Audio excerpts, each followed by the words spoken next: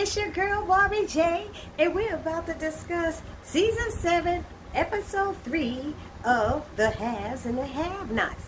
So let's jump right in and comment down below, because I have a lot of unanswered questions up in here. So we're going to do a quick recap, so we can move forward. But in this episode, Catherine Cryer is being taken out of the house in handcuffs, and the police stopped by the car where Wyatt is in there and let him talk and make a fool of himself, saying things to her. It was just so ridiculous. And Hannah's standing there, and Wyatt's like, well, why they arrested you? And DJ, the DA, what's his name, George, he gonna sit there and tell him, oh, she's being arrested for Jennifer Salas. Why are you telling one criminal what the other criminal is being arrested for? That don't even make any sense. Do it make sense to you? Let me know. It don't make no sense. He just shot at her and killed his father, and you telling him what she going to jail for. So, so they take Catherine in the car, and Hannah's still standing there like don't know what to do. And Wyatt's like, Hannah, pray for me, pray for me. She's like, I'm going to pray for you, fool. I'm going to pray for you right now. Hello. She's like, and he's like making some comments like he's God. She's like, baby, honey, you ain't God. And he's like, oh, Hannah, don't leave. Hail Mary, Mother Teresa. He yelling out all this stupid stuff. And I'm like, what? But before she left, Wyatt told her that she should be grateful because he saved him from his father about to kidnap what his father's going to do, which was kidnap Benny. And she's like, what? Who would do that? He's like, I don't know, my head is hurt and all this stuff. He didn't want to tell her. So she goes in there and asks the DA, and the DA's like, he don't know, he don't know what it is. But she's like, is my son in danger? I'm like, why are you asking him? He just found out a minute ago, and he's like, I don't know, I'll ask him when we get him downtown. And then she's like going crazy, and she calls Candace, and she's calling Benny's phone, and he's not answering. Benny done left his phone in the car, in Mitch's car, and Mitch is they at the club, at the booty strip club, and Mitch done turned his ringer off. So what she did was call Candace, and while she called Candace, she asked Candace to call Mitch and Benny. But she's losing her mind, and Candace is like, Ma, don't worry. He's with a Malone. Ain't nobody gonna mess with Benny while he's with a Malone. That name carries a lot of weight in this town. And she's like, oh, Lord Jesus, oh, hallelujah. She's so worried and stuff. She's like, I can't relax. That's my child. I know what she means. I got a son too. Lord Jesus. So anyway, for some reason they show Charles with this guy, and they don't know. They show Charles thinking about Candace. He's thinking about Candace and want to call her, and instead he calls this other girl, this other chick. I think her name is Gretchen. So he calls Gretchen instead of calling Candace. But he thinking about, he loves that Candace. He loves his Candace, and they showed that. And then he talked to the other girl, Gretchen, and she said she was coming, so she came over to his house. But then they also showed David and Jeffrey showing up to the Cryer's house, and I'm Judge Harrington, blah blah blah blah. And then David goes in the house trying to find out what's going on, asking questions. Jeffrey out there talking to Wyatt, and Wyatt's like, I told you I was going to do it. And he yells out the car, I shot my father. I shot Jim Cryer. And they kept telling him, don't say nothing. But Wyatt doesn't give a darn. He crazy in the head. That's all them drugs. Tell you kids, drugs will kill you. Them drugs messed up his head. His brain is fried. I'm telling you, his brain is fried. So he kept saying, even though they kept telling him not to say anything. And while Jim was in the house trying to find out some information, he saw Hannah. So now he's asking Hannah all this information. Hannah's like, I don't know, I'm not sure. You have to ask this one, that one. But she's telling him what she do know. But then he wants to rush. And she said, wait, can you help me? And he's like, what? I'm like, how the heck you gonna have an attitude? Now, she stood there and answered all your stupid questions that she wouldn't know. And now when she has something, you acting like she a pain to you, like she bothering you. See, he's still thinking about her son with his wife, and that's what he all mad about. And she told him, because Hannah told him she didn't give a duty about that, who he knows. She know the Lord, so she had to put him in check. But anyway, so David act like he don't know what's going on, and she said, who who would Jim use to kidnap my son and do this? And I'm like, why would you ask something like that? Like you said, they thick as thieves. Why he gonna tell anything that Jim did? Well, that's my son. He said, well, I don't know nothing about it. She said, but that's my son. He's like he was gonna tell her something. It just didn't even make sense that she was asking anyway. But when you desperate, I guess you don't know. So anyway, so then they show Veronica.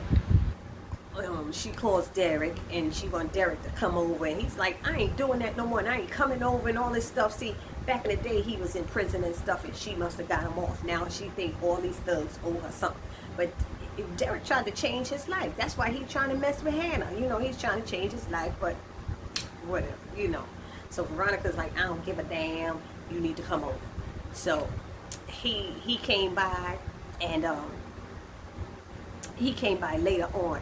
But Charles, in the meantime, gets a visit from that chick Gretchen, and she comes in a trench coat and some lingerie, and she ready to get it on. And he said, I hope you don't think we getting back together and all this stuff. And she was like, whatever. And then she did a couple of digs at Candace, and because everybody saw it on the news, everybody saw it. And he never once, that's what I don't like about Charles, he never once defended Candace. He just act like, I guess he can't tell nobody, because if he tell them, it's going to get out some kind of way. But that man was in love with that Candace Coochie. Yes, he was. He was. So anyway, she sleeps with him and stuff, and then she gets up and she leaves later on. Meanwhile, she gonna talk about she left her boyfriend in the bed to come and see him. Is that nerve? He talking about she cold-blooded. No, she a nasty ass. That's what she is. She nasty. She nasty. Anyway, so it goes back to Benny and Mitch at the strip club, and what happened? The stripper takes Benny in the back for a private dance, and while he back there, she put something in his drink. She drank from it first, and then she put her arms around him, and she slipped the drink in there. And then she brought it back around and gave it to him and let him drink it. She said she was going to give him some more and more. He's like, why are you doing this for me? She said, I forgot why she said. But anyway, he drank it, and she kept doing it. He kept drinking until I guess he's passed out. And then they show Landon at the hotel, and he sees that guy Scott. That guy Scott comes to see him and stuff. And he talks to Scott, he trying to work something out. He really trying to work something out to get his job back. So I don't know what's going on with him and Scott. But Scott is the one who went to that hotel and shook things up and threatened to deport those guys if they didn't tell everything that was going on. So then Rocky goes to see Roderick again, and he brings him some money from the hotel when they still running that prostitution ring, and he's trying to get him to come back. But Roderick just want to stay there in there and live it up in that apartment that Catherine got hooked him up with. You know how these men are, they crazy. And then what else happened? What else? Something else happened. When Gretchen was in bed with Charles, she said that he called her Candace a couple of times. He said, no, I didn't. She said, yes, you did. You tried to clean it up. So she said he need to talk to her, call her, and get it straightened out, whatever's wrong with him. But he need to get that checked, So she said that. What else? Hannah calls Candace again, and then she finds out that Candace was going to different clubs looking for them. She couldn't find them, and she's looking all over for them. She don't know where they are. And of course, like I said, Mitch's phone is off, and Benny left his phone in the car. I don't know how you leave your phone in the car. It should be in your damn pocket. I just don't get these scripts. Why your phone? Every time I look, even in a couple of past episodes, everybody putting their phone down. This one put her phone down so another person can read it. Who puts their phone down and walks away? I don't get it. Anyway, what else? Benny's getting a private dance from the stripper. Okay, she drugged him. Then Landon calls Jeffrey to check on him because he found out about the shootings out there and everything, and Jeffrey trying to act all coy and everything, but he said, are you okay, blah blah blah, I'm in DT, hope you're well, blah blah blah. They did that. And then Derek shows up at, like I said, at Veronica's house, and she threatens him and says she gonna blame him if he talk about he ain't gonna help her no more, he done with her and stuff. She said, oh, you really mean that? She said, I got cameras all around this place. She said, I yelled at, tell him that you came here to threaten me. I'll think of something. He said, I ain't do nothing. I ain't had nothing to do with this. I ain't threaten you, blah, blah, blah.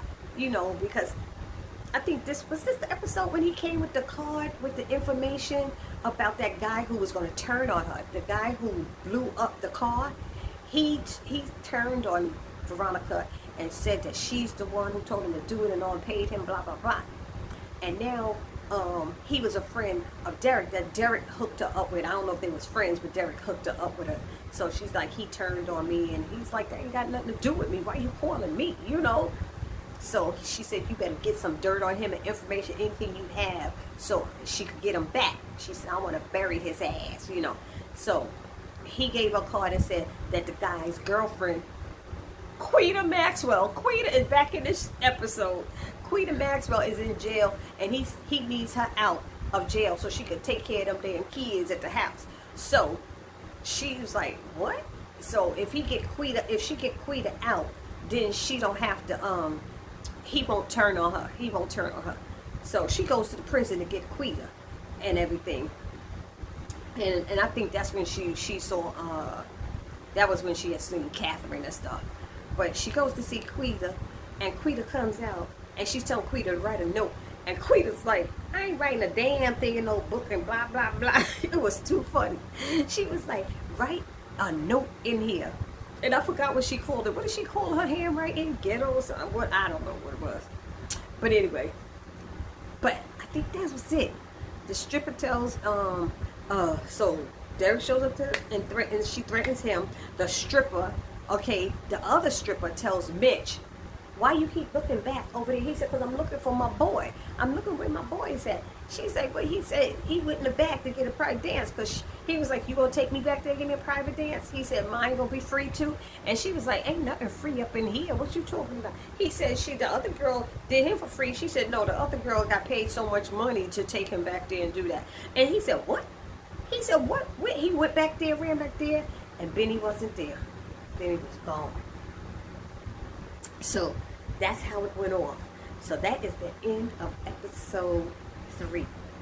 Leave your comments down in the chat, because in 2 days, in 2 more days, we're gonna be in season 8. So I'm getting through all of these real quick, so everybody can remember what happened previously. Okay? So Barbie J, I'm out. Peace.